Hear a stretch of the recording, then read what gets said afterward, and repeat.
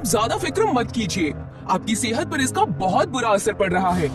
Tension लेने से आपकी हालत और ज्यादा बिगड़ सकती है। अब इससे ज्यादा और क्या नासाज हो सकती है मेरी तबीयत। अब तो मुझे यकीन भी नहीं है कि मैं कल जिंदा रहूंगा या नहीं। देखिए, आप हिम्मत मत हारिए, हम आपको बचाने की पूरी कोशिश कर रहे हैं। अब तो मुझे सिर्फ वही बचा सकते हैं जो इस दुनिया के रखवाले हैं। जीवन मालिक को याद करके हॉस्पिटल के बेड पर लेट जाता है और सोने की कोशिश करता है। कुछ वक्त में वो गहरी नींद में चला जाता है और उसे एक ख्वाब आता है कि एक गुफा में एक जादुई पत्थर है जिसे तराश कर डंबल बनाकर एक्सरसाइज करके अपनी सेहत को ठीक किया जा सकता है।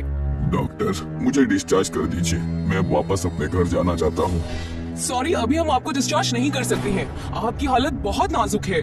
मुझे पता है कि मैं क्या करने जा रहा हूँ। आप प्लीज मुझे यहाँ से जाने दीजिए, मैं यहाँ रहकर वैसे भी ठीक नहीं होने वाला। अब जीवन बहुत जिद करता है तो डॉक्टर उसे डिस्चार्ज करने के लिए राजी हो जाती है, पर घर जाकर उसे आराम करने की हिदायत देती है। जीवन हॉस्पिटल से निकल जाता है। जीवन अपने ख्वाब के अनुसार वहाँ से सीधा गुफा की ओर निकल जाता है। अगर मेरी सपने वाली बात सच निकली तो मेरी जिंदगी बदल जाएगी और फिर मैं अपनी सेहत का हमेशा ख्याल रखूंगा। जीवन आहिस्ता आहिस्ता गुफा के पास जाता है, पर वो गुफा बंद होती है। अरे, ये गुफा तो बंद है। तुम्हें मेरे दरवाजे को खोलने का पासवर्ड बताना होगा, तभी तुम अंदर आ सकते हो। जीवन ख्वाब को याद करने की कोशिश करता है और कुछ वक्त याद करने पर उसको पासवर्ड याद आ जाता है। खुल जा सिम सिम दरवाजा, खुल गया दरवाजा, हे इंसान अंदर आ जा। पासवर्ड से दरवाजा खुलने पर जीवन गुफा के अंदर जाता है। वो बहुत ढूंढता है पर उसे फिर भी जादुई पत्थर नहीं मिलता और वो बहुत मायूस हो जाता है। मैं भी बेवकूफ हूँ जो एक सपने को सच मानकर हॉस्पिटल से डिस्चार्ज होकर यहाँ इस गुफा में आ गया। अब जीवन इस गुफा से बाहर जाने लगता है। तभी उसे गुफा के एक कोने से एक रोशनी की किरण चमकती हुई नजर आती है। वो कुछ पल के लिए रुक जाता है और उस रोशनी की तरफ ध्यान से देखता है। कहीं ये वही जादुई पत्थर तो नहीं जिसकी तलाश में मैं यहाँ आया हूँ। चलो, अब यहाँ आया ही हूँ तो जाकर देख ही लेता हूँ। जीवन उस रोशनी के पास जाकर देखता है। वो रोशनी एक पत्थर से आ रही है। ये देखकर जीवन बेहद खुश हो जाता है। ये हुई ना बात, अब मैं भी अपने बीमार जिस्म को ठीक कर सकता हूँ। वो उस जादुई पत्थर को लेकर आता है और उसे तराश कर बहुत सारे डंबल्स बनाता है और उन डंबलों से एक्सरसाइज करना शुरू कर देता है।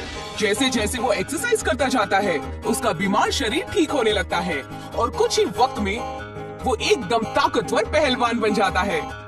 जय हो प्रभु, मेरा सपना सच हो गया, मेरी सेहत ठीक हो गई है। अब मैं हमेशा ताज़ा खाना खाऊंगा और हर दिन कसरत करूंगा। अब जीवन हर दिन वक्त पर खाना बनाता है और उसे सही वक्त पर खाता है। वो अब कभी भी फास्ट फूड नहीं खाता। सुबह जल्दी उठकर वो हर रोज अपने जादुई पत्थर के डंबल से एक्सरसाइज करता है। वो सूरज निकलने तक एक्सरसाइज करता है और सूरज की पहली किरण निकलने के बाद कसरत बंद करके वो धूप सेकने लगता है। कुछ देर धूप सेकने के बाद वो अपने घर में आता है और खाना बनाता है। ये हुई ना जिंदगी, अब तो जीने में मजा भी आ रहा है। सचमुच मेरी तो पूरी जिंदगी बदल गई है। अब मैं अपनी तरह ही दूसरों लोगों की भी जिंदगी संवारूंगा। इसके साथ ही वो जवान लड़के जो कि घर का खाना छोड़कर फास्ट फूड खाते हैं, उन्हें भी पौष्टिक खाने की हिदायत देता है।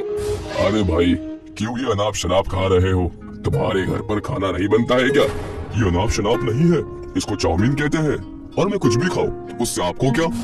बेटा, ये चाइनीज खाना तुम्हारे जिस्म को बीमार कर देता है। मैं खुद इसका शिकार हो चुका हूँ और मैं नहीं चाहता कि अब कोई दूसरा इसे खाकर बीमार पड़े। जीवन शिवम से बात कर ही रहा था कि तभी उसके पेट में जोर से दर्द होना शुरू हो जाता है। मेरे पेट में बहुत जोर से दर्द हो रहा है।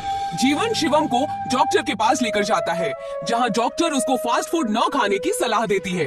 तुम्हारे पेट में फास्ट फूड खाने से बहुत गंदगी जमा हो गई है। अगर तुमने फास्ट फूड खाना बंद नहीं किया तो ऑपरेशन करने की नौबत भी आ सकती है। नहीं नहीं, मुझे नहीं करवाना कोई ऑपरेशन। मुझे ऑपरेशन के नाम से डर लगता है। इससे तो अच्छा ये होता कि मैं आज से ही फास्ट फूड खाना छोड़ दूं और एक्सरसाइज करना शुरू कर दूं। अब शिवम हर दिन जीवन के जिम खाने में जाकर एक्सरसाइज करने लगा और उसने फास्ट फूड खाना भी बंद कर दिया। साथ ही वो अपने कई दोस्तों को भी अपने साथ जिम लेकर जाने लगा। ये देखकर फास्ट फूड वाले और बाकी जिम के मालिक जीवन से बहुत चिढ़ने लगे।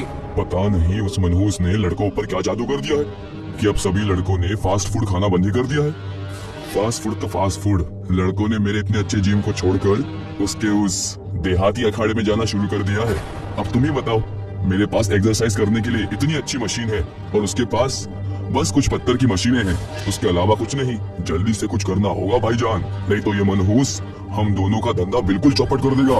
अब फास्ट फूड वाला और जिम का मालिक दोनों मिलकर जीवन के खिलाफ साजिश रचने लगे ताकि उसके पत्थर का जिम खाना बंद हो जाए। उसने रात को उनके जिम खाने में बहुत सारी जल्दी उगने वाली घास लगा दी। सुबह होते ही पूरा अखाड़ा घास से भर गया। सभी लोग सुबह अखाड़े में आते हैं तो वो ये देखकर चौंक जाते हैं। इतनी सारी घास यहाँ अचानक कैसे उगाई? अब हम लोग कसरत कैसे करेंगे? गुरुजी, हमने आज तक कसरत करके जो शरीर बनाया है उसी की ताकत दिखाने का वक्त आ गया है। हम सभी लोग मिलकर इन घासों को उखाड़ कर फेंक देंगे। अब शिवम, जीवन और अखाड़े में कसरत करने वाले लोग मिलकर उस घास को उखाड़ने लगे।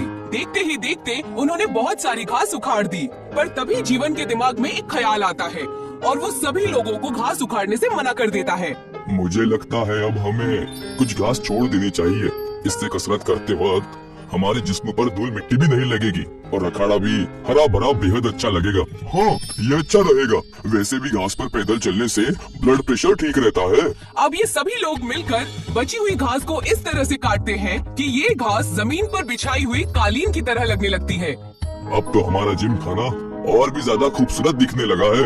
ये देखकर तो बड़े घर के लोग भी हमारे जिम खाना में आना शुरू कर देंगे। जीवन की कही हुई बात सच हो जाती है। अब धीरे धीरे सभी लोग जीवन के पत्थर जिम खाने में आने लगते हैं। जीवन भी सभी लोगों को अच्छे से कसरत करना सिखाता है। मेरा जिम तो बंद ही हो गया है, कोई जिम करने आ ही नहीं रहा है। मेरे फास्ट फूड का काउंटर तो मैंने खुद ही बंद कर दिया है क्योंकि मेरा खुद का बेटा ये फास्ट फूड खाकर बीमार पड़ गया था।